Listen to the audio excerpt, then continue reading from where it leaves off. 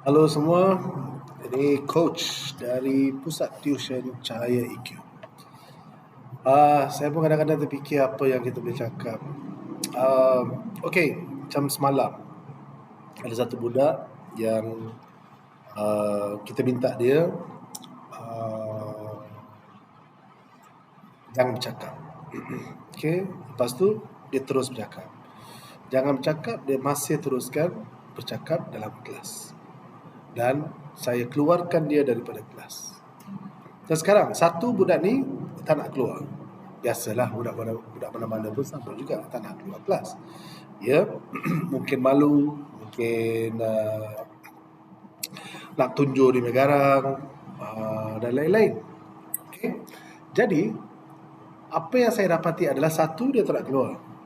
Okey lah. Lepas saya minta dia mesti keluar, tak boleh macam ni sebab saya sudah cakap bla bla bla bla, dia keluar juga. Tapi dia, perkataan yang keluar daripada mulut dia adalah please, please, please, please. Memanglah kita pun manusia juga. Dan bila kita dengar seorang budak dah jam 4 tanya please macam tu dengan mulut kesian dia, memanglah kita pun terasa bagaimana kita boleh bagaimana kita nak pastikan yang apa yang kita cakap jalan dan apa yang perasaan budak itu pun terjaga. Tapi pada masa itu kepentingan adalah bagaimana saya hendak mengajar budak itu tentang mengikut peraturan. Murid-murid sekarang atau remaja atau kanak-kanak lah, simple, kanak-kanak paling susah adalah ikut peraturan. Saya pasti banyak ibu bapa, cikgu-cikgu pun boleh bersetuju dengan saya. Bila kita minta mereka takkan buat. Memanglah mungkin masa kita juga sama juga. Bila kita muda, kita pun baby juga, budak kecil, remaja dan lain-lain. Tetapi baru-baru ini kita nampak satu pattern di mana kanak-kanak merasakan bahawa mereka boleh tak perlu ikut peraturan. Ya, tak perlu ikut peraturan. Jadi di sinilah cabaran paling utama sebagai seorang pendidik. Bagaimana saya nak buat seorang budak itu ikut peraturan. Ya. Kalau saya tak tekan, dia akan jadi budak tak berdisiplin. Kalau saya tekan lebih, mungkin dia akan tertekan jiwa, atau dia ada satu perasaan marah, tak puas hati. Jadi aspek psikologi ini adalah sesuatu yang sangat rumit. Jadi saya rasa tak ada orang dalam dunia ini boleh katakan bahawa inilah cara yang terbaik, inilah cara untuk budak ini. Tidak, sebab setiap budak berbeza. Ya, setiap budak berbeza.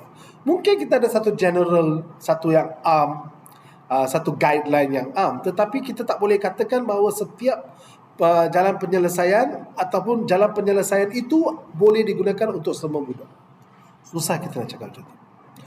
Walau bagaimanapun, mari kita masuk kepada topik ni. Hari ini adalah saya mendapati kebanyakan kes-kes macam ini adalah bermula dengan ibu bapa sendiri, ya, atau guru-guru yang pada peringkat awal, ya.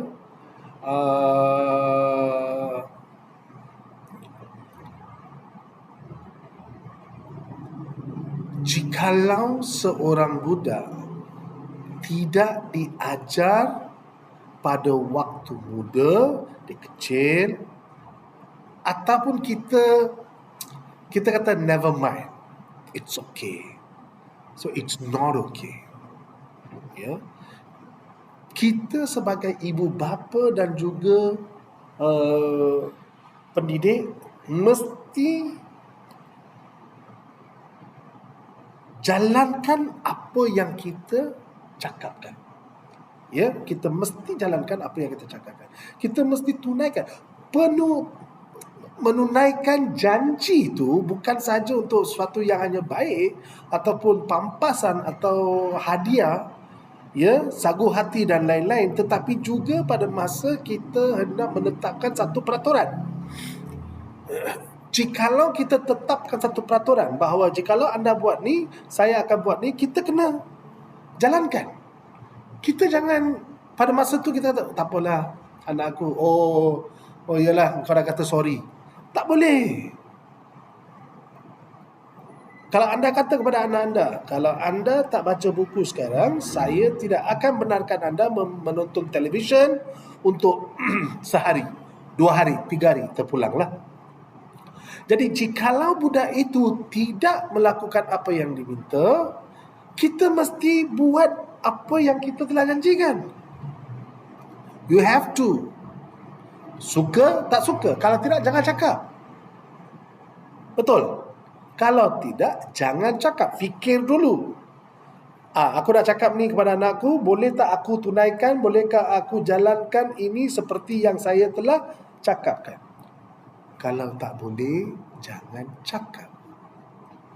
Sebab setiap kali anda membenarkan anak anda untuk meminta maaf dan keluar daripada situasi itu atau melepaskan diri daripada situasi itu, anda sebenarnya sedang membina, what is the right word, membina? Anda sedang membentuk seorang individu yang tidak akan dengar cakap orang, ataupun yang lebih penting adalah tidak ikut peraturan. Jikalau seorang budak tidak boleh ikut peraturan, bagaimana kita sebagai pendidik boleh membentuk budak itu? Jangan lupa ya, pendidikan awal kanak-kanak bermula di rumah. Pendidikan awal bermula di rumah. Kadang-kadang bila saya dengan isteri kita bercakap dan pasal anak kita lah dan lain-lain, banyak orang ingatkan kita ni over sangat. Ya, ni over sangat lah, budak lah bagi can. Ya, budak. Memang kita nak bagi can pun. Tetapi kalau kita sudah janji, kita kena kotakan. Ya, ini bukan untuk orang politik sahajalah. Kita sebagai ibu bapa dan juga pendidik, pengajar juga sama. Kalau kita sudah janji, kita kena buat. Kalau kita kata bukan budak tu, anda kena waktu tu ketampi lah katakan. Hukuman, kena buat. Ya, tak ada kasih can. Kalau you mula kasih can kat sini, dia akan harapkan semua orang atau di mana-mana dia pergi untuk kasih can. Jadi, hari ini, message saya kepada anda, ibu bapa dan lain-lain adalah, satu, fikirkan ini bukan hukuman tetapi peraturan. Setiap rumah saya rasa ada sejenis peraturan atau senarai peraturan. Pastikan peraturan-peraturan itu boleh diikuti, dan jikalau ada sesiapa individu atau mana-mana anak ke ibu bapa sendiri yang melanggar peraturan itu, pastikan kita ada sesuatu bukan hukuman, tetapi kita ada sesuatu pembetulan untuk kita mengikuti peraturan itu. Mungkin gunakan perkataan hukuman itu terlalu agresif atau terlalu kejam. Ya, jadi kenapa tidak kita kata kita kena memperbetulkan keadaan itu, kita kena memperbaiki perwatakan budak itu. Kerana kalau kita tidak buat benda itu sekarang, di masa depan budak itu yang akan jadi dewasa akan susah. Anda sebagai ibu bapa juga akan susah. Guru-guru juga akan berpendapat diri mereka tidak dapat membentuk seorang individu. Maka tuan-tuan dan puan-puan, sila ambil perhatian tentang hal ini dan biarlah kita mendidik dan membentuk anak kita demi masa depan yang cerah bagi mereka.